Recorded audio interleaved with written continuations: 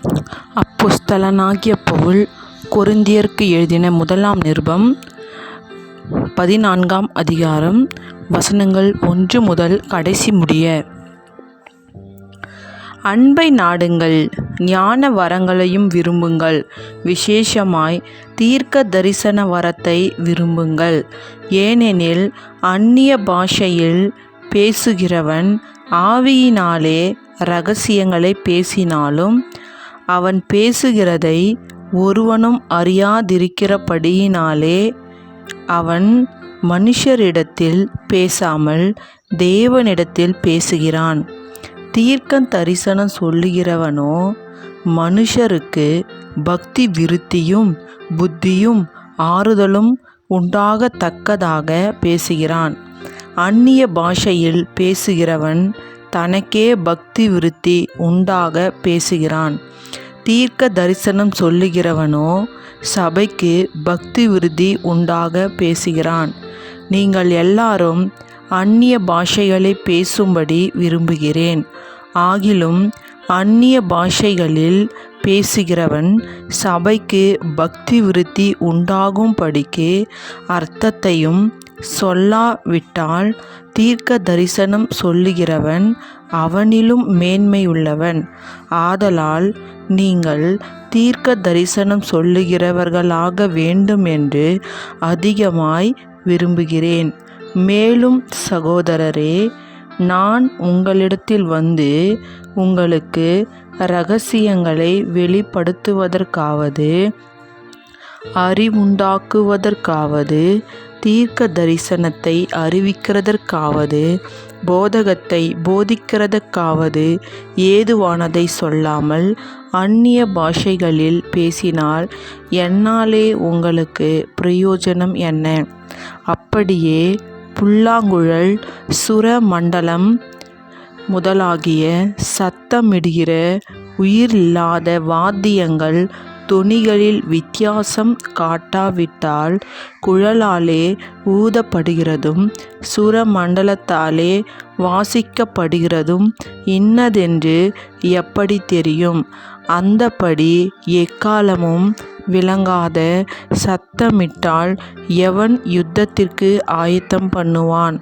அதுபோல நீங்களும் தெளிவான பேச்சை நாவினால் வசனியாவிட்டால் பேசப்பட்டது இன்னதென்று எப்படி தெரியும்?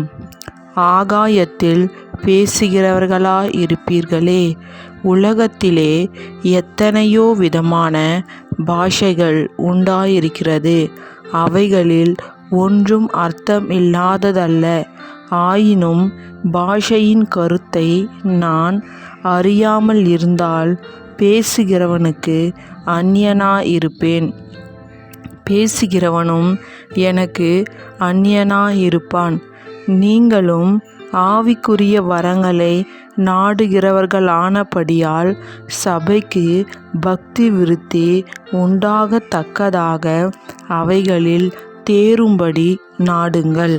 அந்தப்படி அந்நிய பாஷையில் பேசுகிறவன் அதன் அர்த்தத்தையும் சொல்லத்தக்கதாக விண்ணப்பம் பண்ண கடவன்.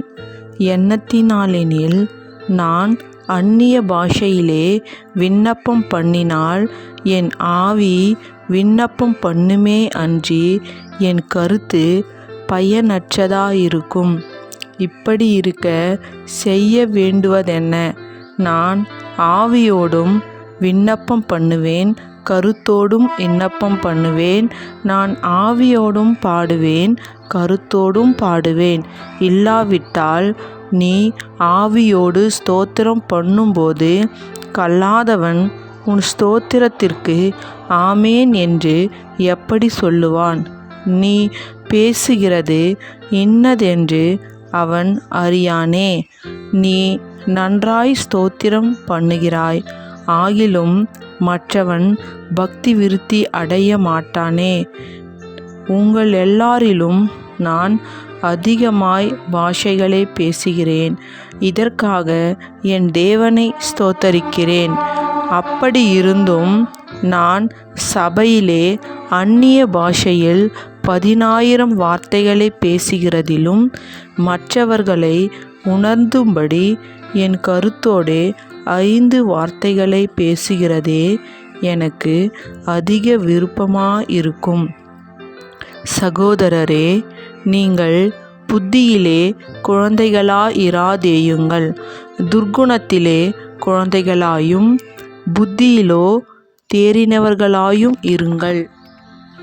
மறுபாஷைக்காரராலும் மறு உதடுகளாலும் இந்த ஜனங்களிடத்தில் பேசுவேன். ஆகிலும் அவர்கள் எனக்கு செவி கொடுப்பதில்லை என்று கர்த்தர் சொல்லுகிறார் என்று வேதத்தில் எழுதியிருக்கிறதே.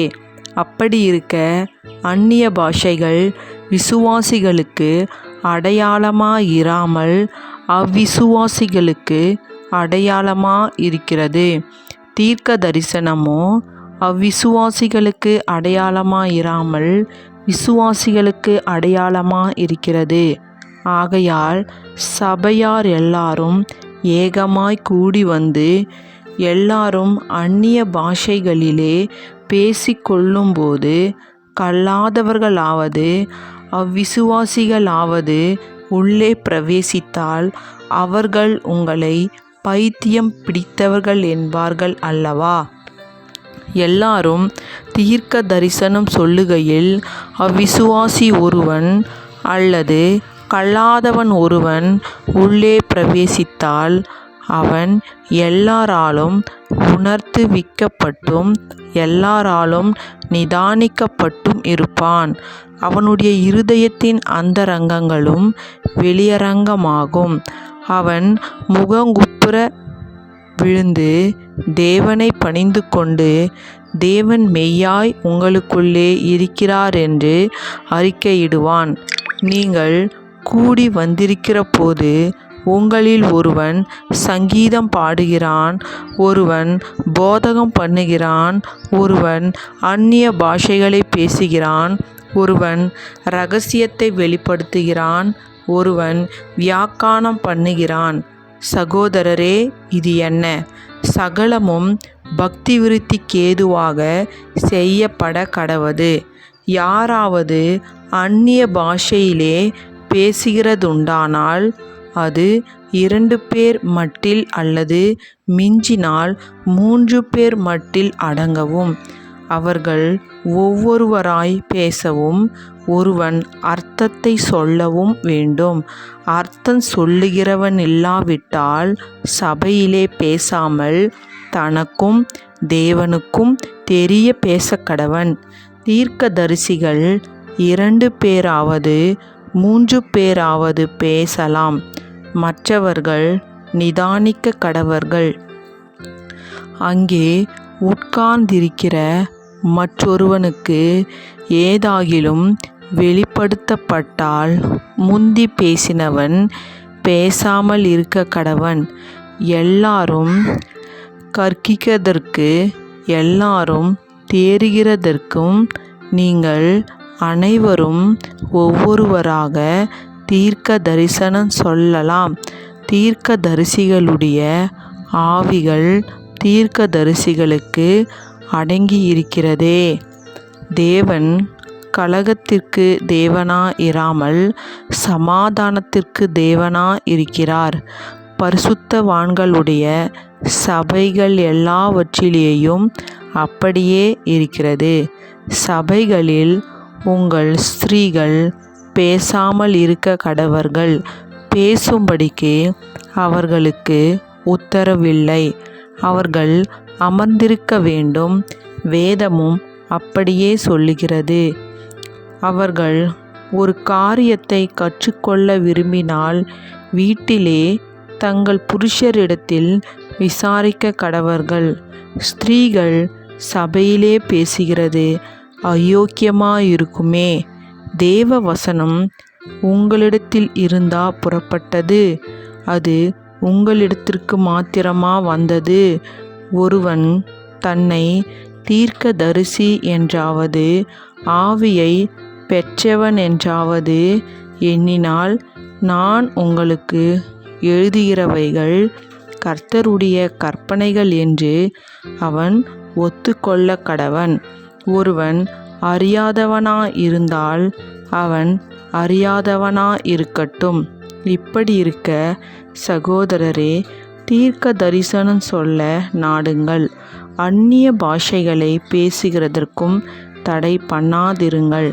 சகலமும் நல்லொழுக்கமாயும் கிரமமாயும் செய்யப்பட கடவது.